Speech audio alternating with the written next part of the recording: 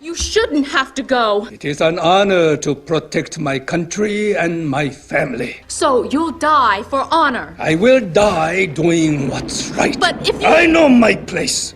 It is time you learned yours. Hello. Alright. Mulan, 1998. The theme song reflection from this movie may be related to the mind-to-body problem and philosophy.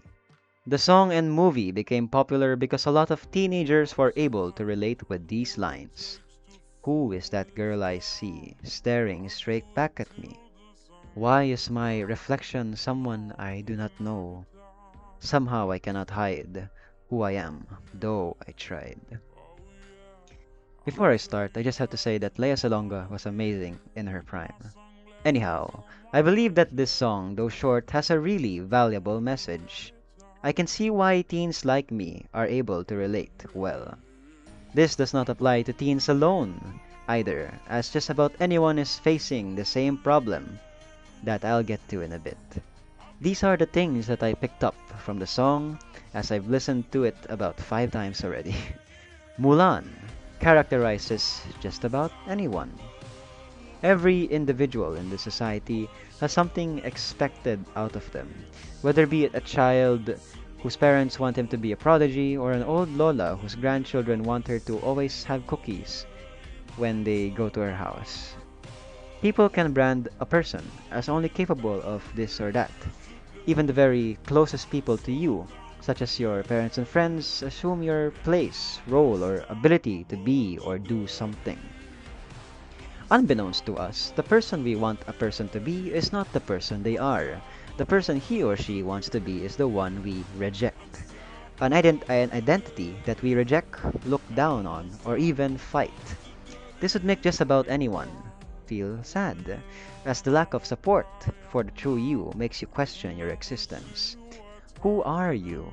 Why am I me? When I look in the mirror, do I stare at me or simply the person that someone else wanted me to be? The mind-body problem here is that despite the external or the outside person, we have an interior true self that is hidden in the fear of rejection on a daily basis, symbolized as to when Mulan wipes off her makeup, revealing her true face in the mirror. When a person of power or authority forces you to be something you are not, you do it even though you don't like what you are doing. So in turn, you question not only your actions but your very self. A false self, reflected in the mirror, feeling alienated in your own skin. Losing your identity is the only thing you'd know for sure. Hence, who is that girl I see, staring straight back at me? Why is my reflection someone I do not know? Somehow I cannot hide who I am, though I tried. Here, Mulan at one point gave in to that authority, and even then she slept at night knowing what she did during the day was not truly for her. Her innermost feelings are trampled on. She starts viewing her own true self as a stain on the image that others have made of her. So she did this, and yet it keeps coming back, only being pent up, releasing and hurting those closest to her.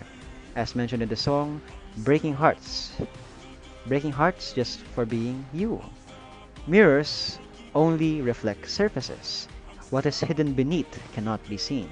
Every person on this earth, especially teens like me, who are at the stage of finding out who they want to be, has expectations from others, just as they have true expectations from their inner selves.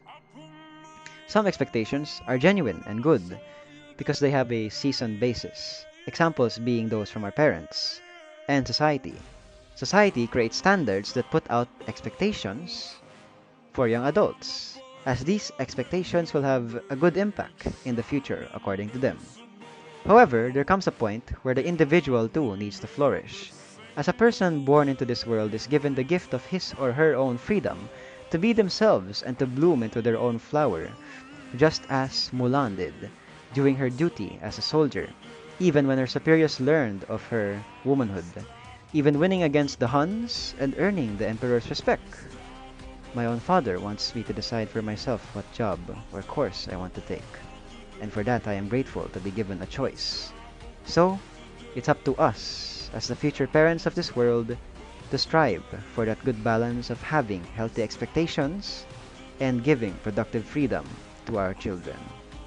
It's like another yin and yang moment, which for me will be quite a challenge.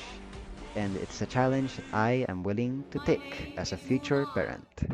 That is all. Thank you.